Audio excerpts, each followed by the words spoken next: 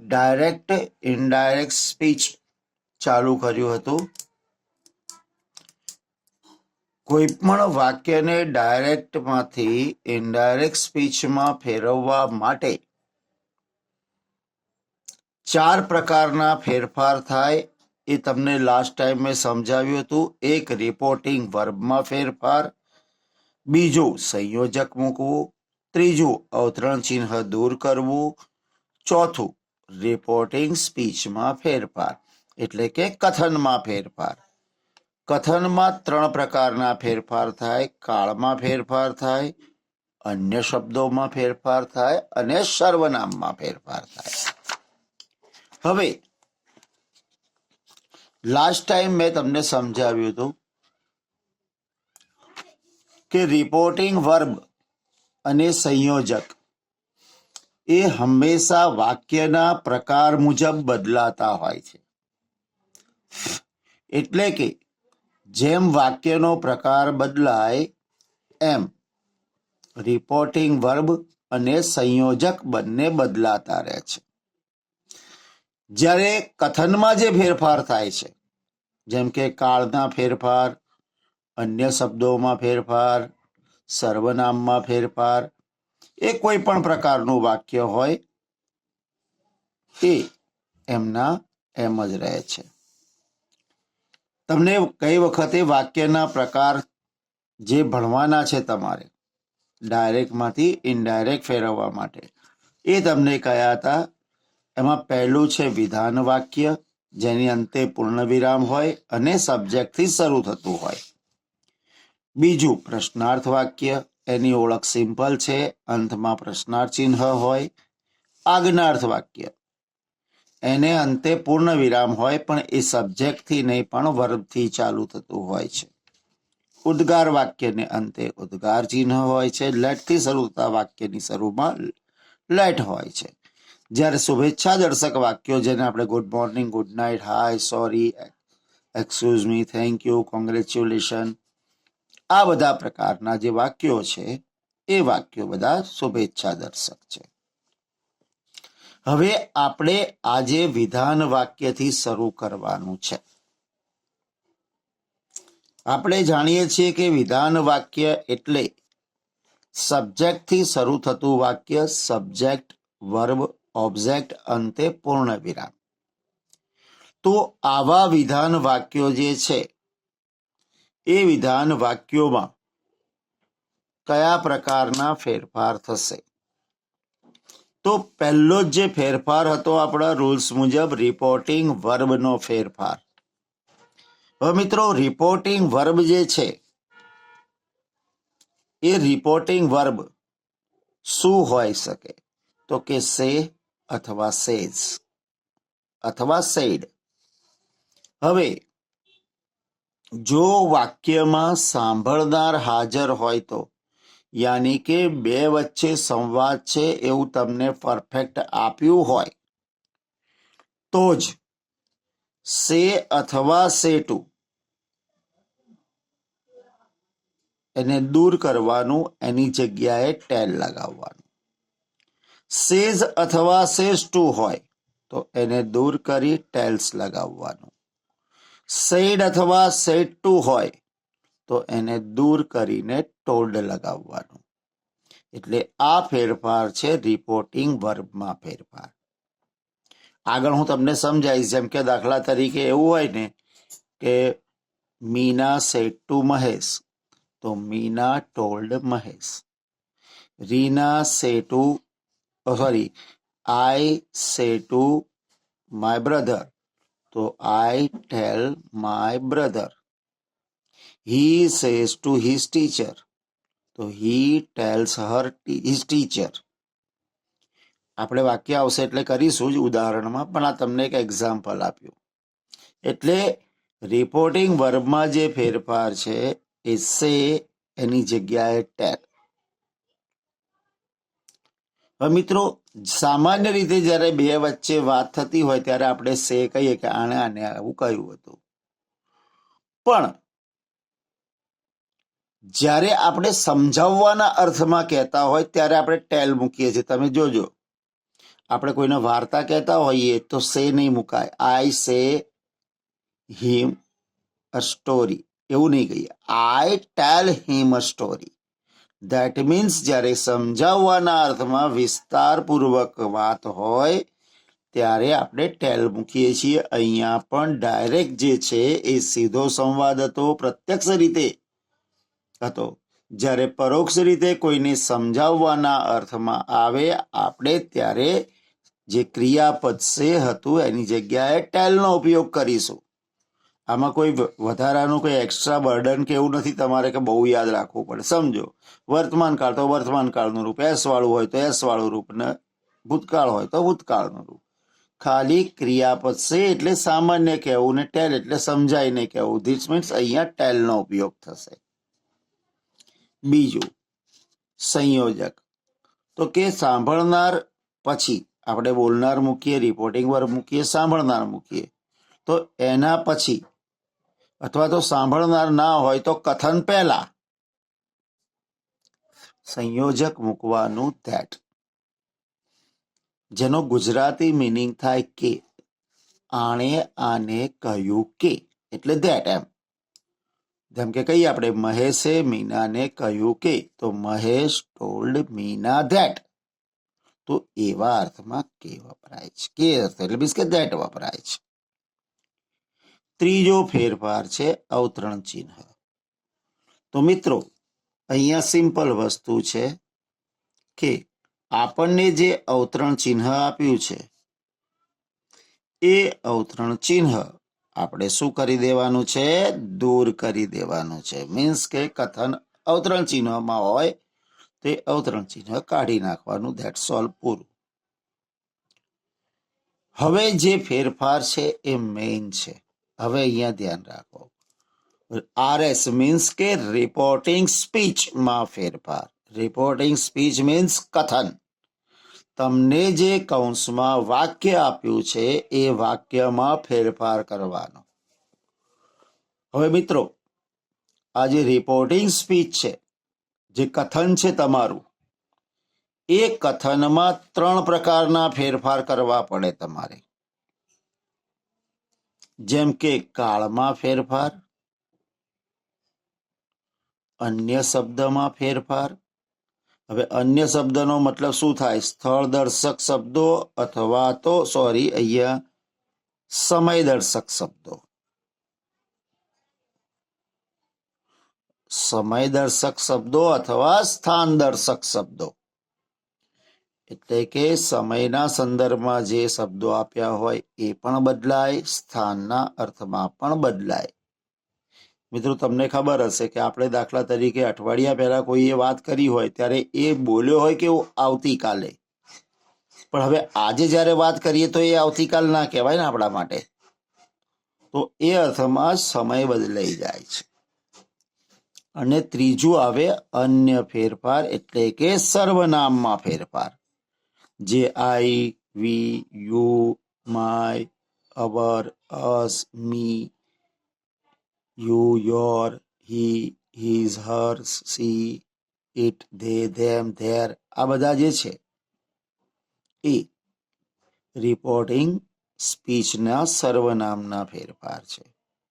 મિત્રો આ જે ફેરફાર છે રિપોર્ટિંગ સ્પીચ વાળો, એ ફેરફાર દરેક પ્રકારના વાક્યમાં એક સમાન રહે છે. મીન્સ કે વિધાન વાક્યમાં પણ એ જ રીતે, પ્રશ્નાર્થમાં પણ એ રીતે, આજ્ઞાર્થમાં પણ એ રીતે, ઉદ્ગારમાં, લેટમાં અને શુભેચ્છા બધામાં આ ફેરફાર બદલાતો નથી. જેમ રિપોર્ટિંગ વર્બનો સંયોજક બદલાય વાક્ય પ્રમાણે, એમાં આ બદલાશે નહીં. આ દરેકમાં એક સમાન રહે છે. અને આ ફેરફાર ક્યારે થાય તો કે હવે આગળ આપણે જોઈશું. નેક્સ્ટ, સૌથી પહેલા વાત કરીએ આપણે કાળમાં ફેરફારની. પહેલો જે ફેરફાર હતો આપણો કાળમાં ફેરફાર. તો યાદ રાખો કે કાળ ક્યારે બદલાય? કે જો રિપોર્ટિંગ વર્બ ભૂતકાળમાં હોય તો, હવે રિપોર્ટિંગ વર્બ હશે તમારે સે અથવા ટેલનું જ રૂપ હશે, તો એ ભૂતકાળનું હોય એટલે કે સેડ કે ટોલ્ડ મૂકીએ, યા તો સેડ મૂકીએ યા તો ટોલ્ડ મૂકીએ, એટલે કે ભૂતકાળ હોય તો જ રિપોર્ટિંગ સ્પીચમાં કાળમાં ફેરફાર થાય છે, જે નીચે મુજબ છે. યાદ રાખો, રિપોર્ટિંગ વર્બ એટલે કે સે અથવા ટેલનું રૂપ જો ભૂતકાળનું હોય એટલે કે સેડ કે ટોલ્ડ હોય તો એમાં જે ફેરફાર થાય છે એ ફેરફાર તમારે કાળમાં બદલવાનો છે. જો રિપોર્ટિંગ વર્બ વર્તમાન કાળ કે ભવિષ્ય કાળનું હોય એટલે કે સે હોય, સેઝ હોય, ટેલ હોય, ટેલ્સ હોય, વિલ સે હોય, સેલ સે હોય, આવું કંઈ પણ હોય તો કાળ બદલાતો નથી. બીજી વાત ખાસ, રિપોર્ટિંગ વર્બ વર્તમાન કાળનું હોય, ભૂતકાળનું હોય કે ભવિષ્યકાળનું હોય, પણ અંદરનું જે કથન છે અવતરણ ચિહ્નનું, એ કથન જો સનાતન સત્ય હોય, વૈજ્ઞાનિક સત્ય હોય કે પછી કોઈ કહેવત હોય, તો કથન સનાતન સત્ય હોય, વૈજ્ઞાનિક સત્ય હોય કે કહેવત હોય, તો એવા વાક્યનો કાળ બદલાતો નથી. તો હવે પ્રશ્ન તમને સીધો થશે કે ભાઈ એનો કાળ કેમ ના બદલાય? તો જો હું તમને એક ઉદાહરણ સમજાવું. આપણે એક વાત કોઈને કહેતા હોઈએ, માનો કે બે વચ્ચે વાત થઈ, વિદ્યાર્થી અને શિક્ષક વચ્ચે, તો કે શિક્ષકે વિદ્યાર્થીને એમ કહ્યું કે ભાઈ હું તને મારું પુસ્તક આપી રહ્યો છું. આ વાત એક વિદ્યાર્થી અને શિક્ષક વચ્ચે થઈ. એમાં શિક્ષકે વિદ્યાર્થીને એવું કહ્યું કે હું તને મારું પુસ્તક આપી રહ્યો છું. તો હવે દાખલા તરીકે આપણે આજે કોઈને એવી વાત કેવી હોય કે આ બે વચ્ચે આવી વાત થઈ, તો આપણે એમ કહીએ કે શિક્ષકે વિદ્યાર્થીને કહ્યું કે તે તેને પુસ્તક આપી રહ્યા હતા. તો રહ્યો છું ની જગ્યાએ રહ્યા હતા, ભૂતકાળ થઈ ગયું. હવે આ જ વાક્ય જો સનાતન સત્યનું લઈએ ને કાળ ફેરવવા જઈએ તો આખો મિનિંગ બદલાઈ જાય. જેમ કે દાખલા તરીકે શિક્ષકે વિદ્યાર્થીને કહ્યું કે સૂર્ય પૂર્વમાં ઉગે છે. તો આપણે એમ કહીએ, આ એવું થોડું બોલાય કે શિક્ષકે વિદ્યાર્થીને કહ્યું હતું કે સૂર્ય પૂર્વમાં ઉગતો હતો. ઉગે છે નું ઉગતો હતો કરી નાખીએ કે સૂર્ય પૂર્વમાં ઉગતો હતો, તો ભાઈ એ તો આજે બી સત્ય છે કે પૂર્વમાં જ ઉગે છે. તો ધેટ મીન્સ આવા સનાતન સત્ય જે વાક્યો છે, કહેવત છે, વૈજ્ઞાનિક સત્ય છે, એના કાળ બદલાતા નથી. અને જ્યારે પણ આપણે એક્ઝામ્પલ લઈશું ત્યારે 100% એની ચર્ચા કરીશું. હવે જ્યારે ડાયરેક્ટ સ્પીચમાંથી ઇનડાયરેક્ટ સ્પીચમાં આપણે કોઈ પણ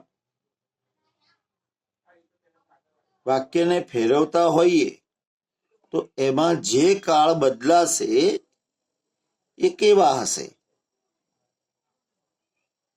તો હું તમને અહીંયા સમજાવી દઉં. ડાયરેક્ટ સ્પીચમાં ક્રિયાપદનું મૂળ રૂપ કે એસ કે ઈએસ વાળું રૂપ હોય. યાદ રાખો, ડાયરેક્ટ સ્પીચમાં ક્રિયાપદનું મૂળ રૂપ કે એસ કે ઈએસ વાળું રૂપ હોય તો એ ક્રિયાપદનું ભૂતકાળનું રૂપ થઈ જશે. મીન્સ કે સાદા વર્તમાન કાળમાંથી સાદો ભૂતકાળ બની જશે. જો વાક્યમાં ઇઝ એમ આર હોય તો એનું વોઝ વેર થઈ જશે. અને જો જોડે આઈએનજી હોય એટલે કે ઇઝ એમ આર અને આઈએનજી, તો વોઝ વેર અને આઈએનજી. અહીંયા કોઈ ફેરફાર થશે નહીં. મીન્સ કે ચાલુ વર્તમાન કાળમાંથી ચાલુ ભૂતકાળ બની જશે. સેમ એવી રીતે જો હેવ અને હેઝ હોય તો એનું હેડ થઈ જશે. જો હેવ હેઝ સાથે ભૂતકૃદંત હોય તો હેડ સાથે પણ ભૂતકૃદંત જ રહેશે, એટલે કે પૂર્ણ વર્તમાન કાળનો પૂર્ણ ભૂતકાળ બની જશે. જો ક્રિયાપદનું ભૂતકાળનું રૂપ આપ્યું હોય તો તમારે હેડ વત્તા ભૂતકૃદંત મૂકવાનું. અહીંયા ભૂતકાળનું રૂપ એટલે સાદો ભૂતકાળ, તો સાદો ભૂતકાળ છે એ પૂર્ણ ભૂતકાળમાં ફેરવાશે, એટલે કે ભૂતકાળનું રૂપ હોય તો હેડ વત્તા ભૂતકૃદંત. વોઝ વેર હોય તો હેડ બીન, અને વોઝ વેર સાથે આઈએનજી હોય તો હેડ બીન સાથે પણ આઈએનજી, એટલે કે અહીંયા ચાલુ ભૂતકાળ હોય તો ચાલુ પૂર્ણ ભૂતકાળ બની જશે. હેડ હશે તો હેડ જ રહેશે, મીન્સ કે હેડ વત્તા ભૂતકૃદંત હોય તો હેડ વત્તા ભૂતકૃદંત, એમાં ફેરફાર ના થાય, કારણ કે આ પૂર્ણ ભૂતકાળ છે એટલે પૂર્ણ ભૂતકાળનું પૂર્ણ ભૂતકાળ જ રહેશે. હવે વાત કરીએ આપણે ભવિષ્યકાળની. તો કે શેલ કે વિલ હોય તો એનો વુડ થઈ જશે. સાદો ભવિષ્યકાળ તો પૂર્ણ ભવિષ્યકાળ. Cell વુડનું wood. જો ઘણા લોકો સેલનું સૂડ કરતા હોય છે તો યાદ રાખો, અહીંયા સેલનું સૂડ થતું નથી. શેલ હોય કે વિલ હોય એનું વુડ જ થાય, બરોબર. કેનનું કુડ થશે.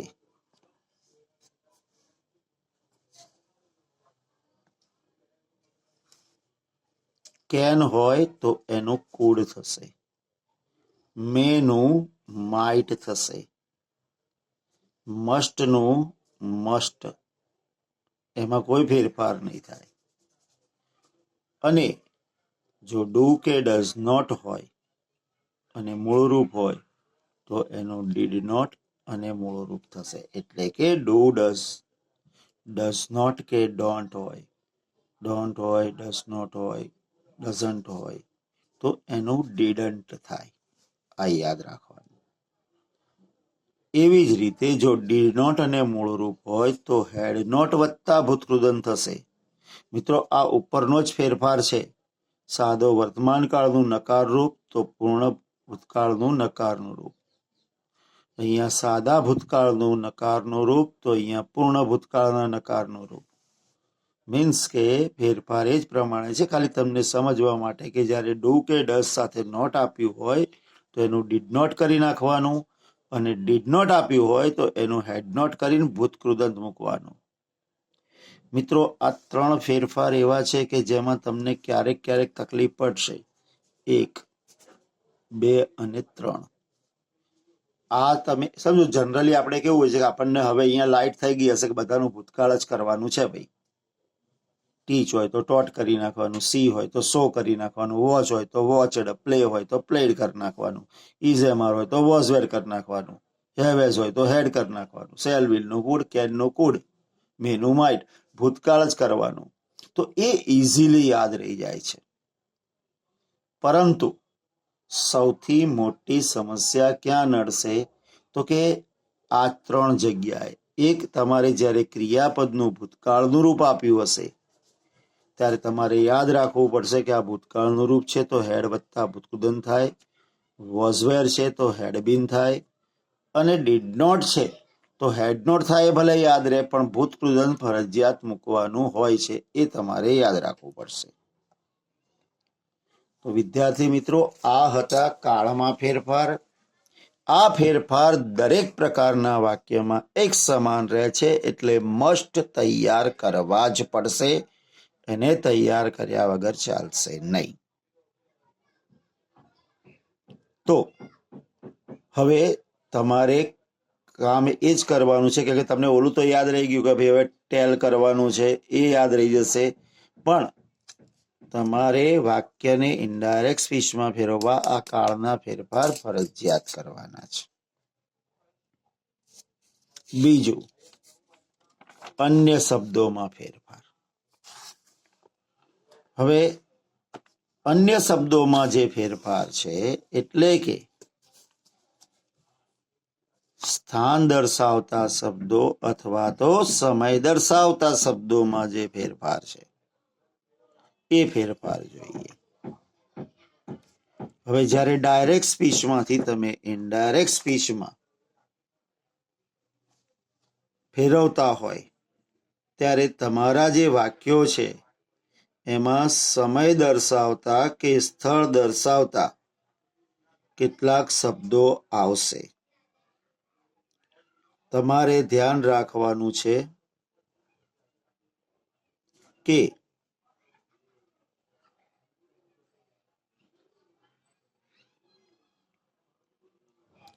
કયા કયા સમયદર્શક શબ્દોમાં ફેરફાર કરવાનો છે અને કયા કયા સ્થાનદર્શક શબ્દોમાં ફેરફાર કરવાનો છે.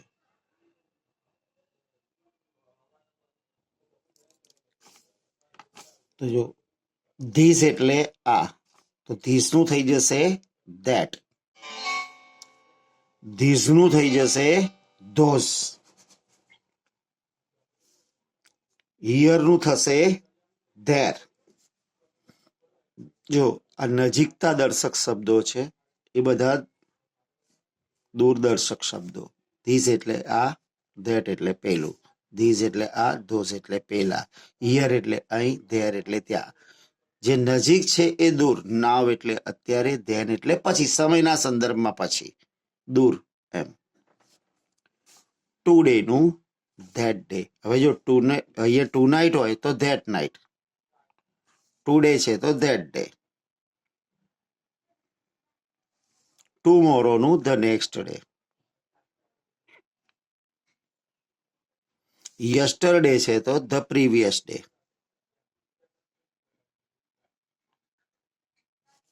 નેક્સ્ટ લાસ્ટ ડે હશે તો પણ ધ પ્રીવિયસ ડે.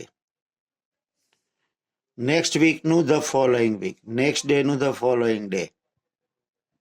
હવે જો લાસ્ટ પછી ટાઈમ એટલે લાસ્ટ સન્ડે તો the previous Sunday, last month તો the previous month, last year the previous year. Tonight એટલે ધેટ નાઇટ, જે આપણે હમણાં મેં તમને આગળ જ કહ્યું હતું. પછી એગો તો એગોનું બિફોર, ધઝનું સો, અને છેલ્લે કમનું ગો. હવે આ એક કોમ્પ્લિકેટેડ સબ્જેક્ટ છે, કમનું ગો ક્યારે કરવું. જનરલી કમ જ્યારે આવવાના અર્થમાં હોય ત્યારે મોટે ભાગે કમનું કમ જ રહેતું હોય છે, મીન્સ કે એનો કાળ કમ પ્રમાણે જ ફેરફાર થાય. પણ ઘણીવાર કમ એ કોઈની સાથે જવાના સંદર્ભમાં ઉપરાતો હોય કે તે તેની સાથે, એણે કહ્યું કે હું તારી સાથે આવીશ, તો આપણે એમ કહીએ એ એની સાથે જશે. તો જ્યારે આવવાનું જશે થઈ જશે ને ત્યારે આપણે કમ જે છે એનું ગોમાં રૂપાંતર કરીશું. તો વિદ્યાર્થી મિત્રો, આજે તમારે હવે આ જે ફેરફારો છે એ ફેરફારો તૈયાર કરી નાખવાના છે. હવે નેક્સ્ટ ટાઈમ આપણે કેટલાક એક્ઝામ્પલ લઈશું. હવે મિત્રો, મને એક એવી આશા છે કે તમે તમારી આસપાસ કોઈ 10મા ધોરણમાં ભણતો વિદ્યાર્થી હોય તો એની પાસે એક રેડી રેકનર હશે, એ લઈ લેજો. કેમ કે ડાયરેક્ટ ઇનડાયરેક્ટ સ્પીચમાં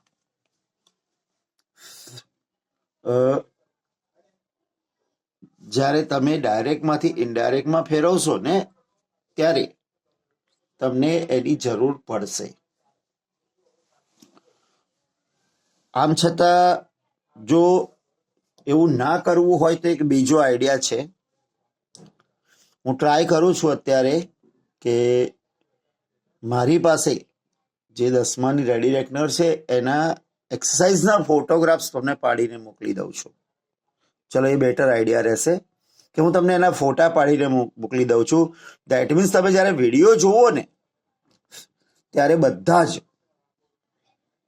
એની પ્રિન્ટ કઢાઈ લેજો અને એ સામે મૂકીને જોજો. એટલે હું તમને છે ને નંબર વાઇઝ જ્યારે વાક્યો બોલતો હોઉં ને ત્યારે તમને સમજાય, તો તમારા માટે બહુ જ સરસ રહેશે. એટલે શું છે કે તમારા માટે બહુ જ ફાયદાકારક પણ રહેશે. પછી તમારે ઘરે પ્રેક્ટિસ કરવી હશે તો એના તમે સવાલ જવાબ પણ લખી શકશો, હોમવર્ક પણ કરી શકશો અને બહુ જ સારી રીતે તમને પ્રેક્ટિસ પણ થઈ જશે. તો વિદ્યાર્થી મિત્રો, આપણે આજનું સેશન અહીં પૂરું કરીએ છીએ અને આ વસ્તુ હું તમને તૈયાર કરવા આપી દઉં છું. આ તમારે તૈયાર કરી નાખવાનું. નેક્સ્ટ વિડીયોમાં જ્યારે પણ આપણે આ ચલાવીએ ત્યારે તમારે તૈયાર હોવું જોઈએ. તમને સરળતાથી એ વસ્તુ આવડી જવી જોઈએ. તો ચલો.